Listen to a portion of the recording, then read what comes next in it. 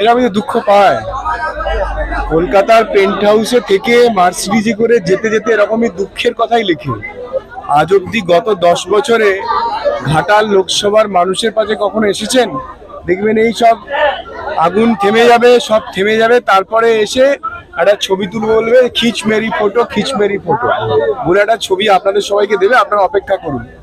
আজকে যেহেতু সকাল থেকে এখানে আমার প্রোগ্রাম নির্দিষ্ট করা ছিল, সেজন্য আজকে সকালে আমি এখানে এসেছি। এখানে প্রোগ্রাম আমরা শর্টকাট করে এখনই মাননীয় জেলা সভাপতি আমাকে নিয়ে ওখানে নিয়ে যাবেন দাসপুরেতে। আমরা এখানের প্রোগ্রাম, যে বাকি প্রোগ্রামগুলো আছে সেগুলো পরে করব। আগে আমরা এখানে প্রোগ্রামটা, এই যে প্রোগ্রামটা তো নির্দিষ্ট করা ছিল, এটা না করা যায়নি, এখন থেকে যাবো। আর উনি পেন্ট হাউস থেকে বসে বসে মার্সিডিজে বসে উনি ওখান থেকে একটা ফেসবুক লিখে দেবেন যে আমি মর্মাহত। এই যে এতগুলো মানুষের কাজ চলে গেল, এক তো কাজ নেই, গোটা ঘাটাল লোকসভা কারো কাজ নেই। গত 10 বছরে উনি বলেছিলেন যে ট্যাবাগেরিয়া ব্রিজ করে দেবেন 2019-এ, আপনাদেরই কাগজে বেরিয়েছিল যে সেই ব্রিজ না করলে আমি আর ভোটে দাঁড়াবো না। এটা আবার ভোটে দাঁড়াচ্ছে।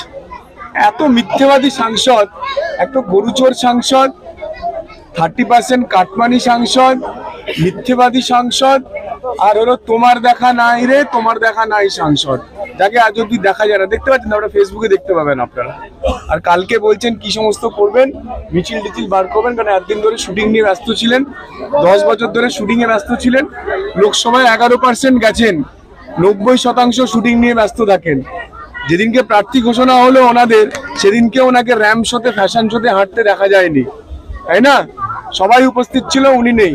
উনি কোথাও থাকেন না, উনি ফেসবুকে থাকেন, টুইটারে থাকেন, টুইটার দিয়েই উনি চোখের জল ফেলেন, ফেসবুক থেকেই উনি মর্মাহত হয়ে হৃদয়ের বেদনা মানুষকে জানান।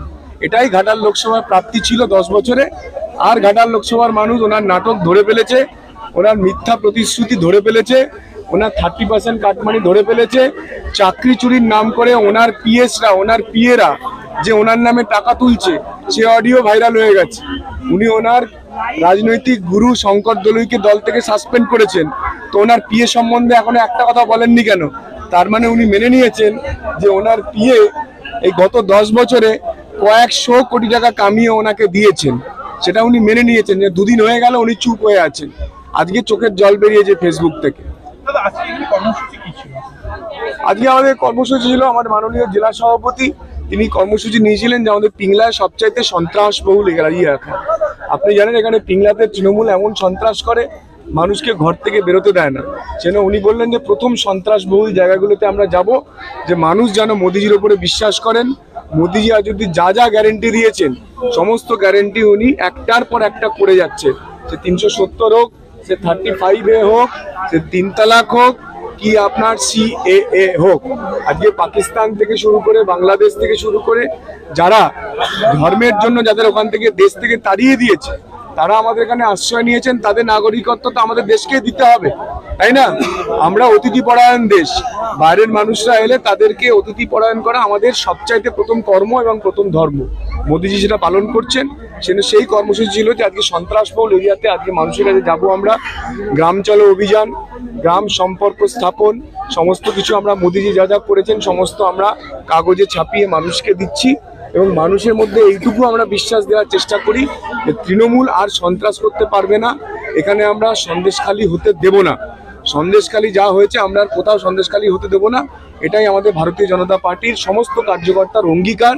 আমরা প্রতিশ্রুতিবদ্ধ এবং আমরা সবাই এক হয়ে এই শেখ শাহজাহানের বিরুদ্ধে লড়ছি এবং শেখ শাহজাহানের মতো গুন্ডা, বদমাইশ, চোর, ছ্যাঁচোর, ধর্ষণকারীদের বিরুদ্ধে আমাদের লড়াই ছিল, লড়াই আছে, লড়াই থাকবে।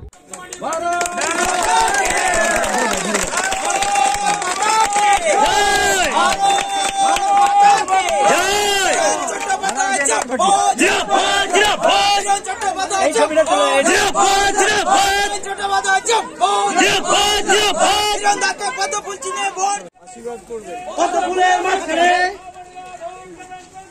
কত ফুলের মাঝখানে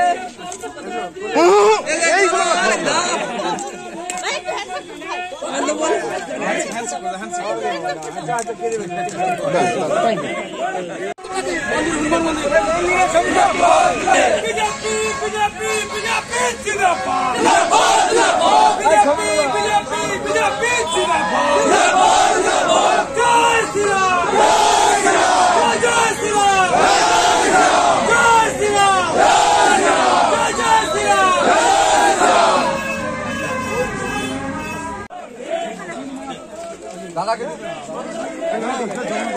আরে তুমি দাদা